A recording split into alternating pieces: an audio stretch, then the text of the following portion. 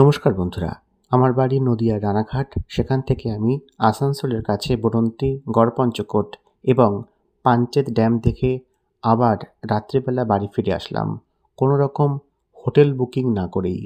কিভাবে আমি গেলাম এবং একদিনে ফিরে আসলাম তা নিয়েই আমার আজকের ভ্লগ। তাহলে বন্ধুরা দেখে নিন, একদিন রাত্রিবাস না করেই কোনো হোটেল বুকিং ছাড়াও কিভাবে অনেকটা দূর থেকে গিয়ে বসন্তের বরন্তীর পলাশফুল, গড়পঞ্চকোট এবং পাঞ্চেত ড্যাম ঘুরে আসা সম্ভব। তাহলে আমি এবার আপনাদের সাথে শেয়ার করছি আমি কখন কিভাবে বাড়ির থেকে বের হলাম।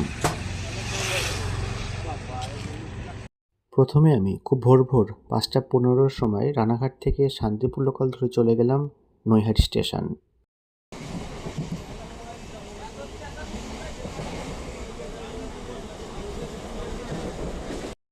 সকাল 6:10-এর মধ্যে পৌঁছে গেলাম নৈহাটি জংশন। তারপর সেখান থেকে 6:18-তে নৈহাটি ব্যান্ডেল লোকাল। যথারীতি 3 নম্বর প্ল্যাটফর্ম থেকে 2 নম্বর প্ল্যাটফর্মে এসে এক কাপ চা নিয়ে চলে গেলাম ব্যান্ডেল লোকালের একদম প্রথম কম্পার্টমেন্টে, অর্থাৎ ড্রাইভারের দিকের কম্পার্টমেন্টে।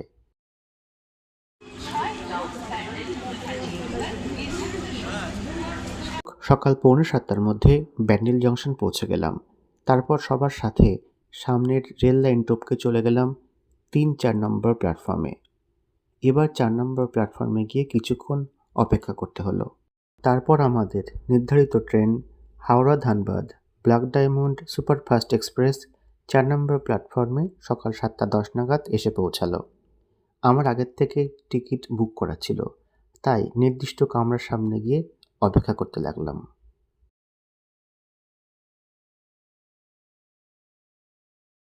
বলা হয়নি আমি একা যাচ্ছি না, আমার সাথে চলেছে বাবনদাও।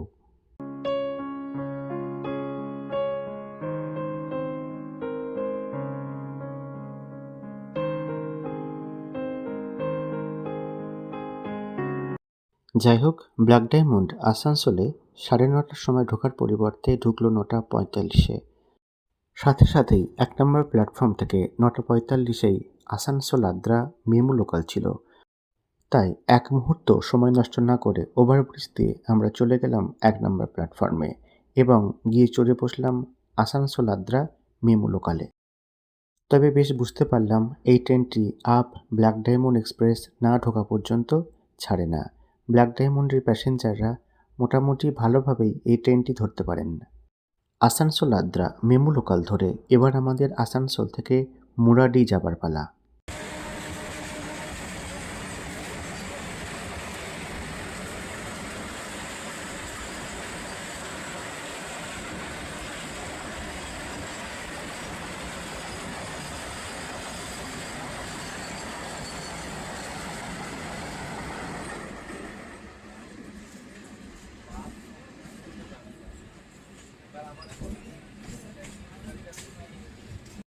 আসানসোল আদ্রা রেলপথের সৌন্দর্য খুব সুন্দর। প্ল্যাটফর্মগুলি ছোট ছোট এবং নির্জন নিরালা। খুব অল্প সংখ্যক মানুষজন এখানে ওঠানামা করেন। প্রথমেই পড়ল বার্নপুর স্টেশন। ফাঁকা শুনশান প্ল্যাটফর্ম, 2-1 জন মাত্র রেলের কর্মচারী এখানে ট্রেন পাস করাচ্ছেন। তারপর পড়ল দামোদর স্টেশন। দামোদর স্টেশনটি পেরোলেই পড়বে দামোদর নদ, বাংলার দুঃখ, সরো অফ বেঙ্গল। দেখে নেব দামোদর নদের বসন্তকালের রূপ। এ প্রসঙ্গে বলে রাখি, আমাদের ভূগোল বইতে পড়া ইস্কো কারখানা এই বার্নপুরেই রয়েছে।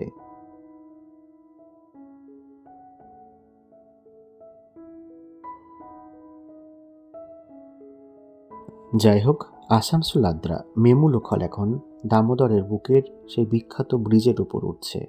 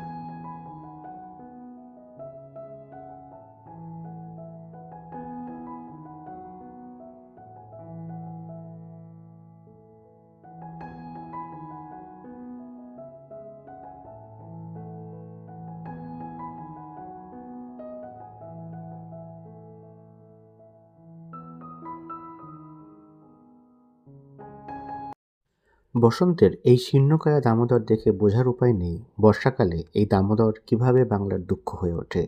যাই হোক, দামোদরের উপর এই খোলামেলা ব্রিজ থেকে পেরিয়ে এবার ট্রেন ছুটে চলল মুরাদের দিকে।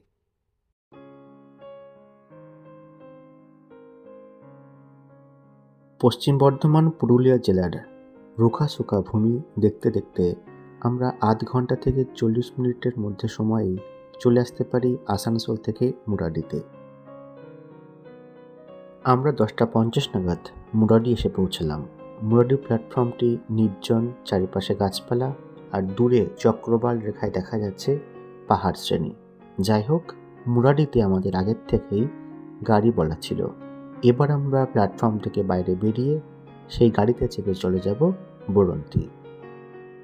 তাহলে বন্ধুরা, আমরা কিভাবে বরন্তি এবং গড়পঞ্চকোট সহ পাঞ্চেত একদিনে ঘুরলাম তা নিয়ে আসছে আমাদের ব্লগের বাকি অংশ।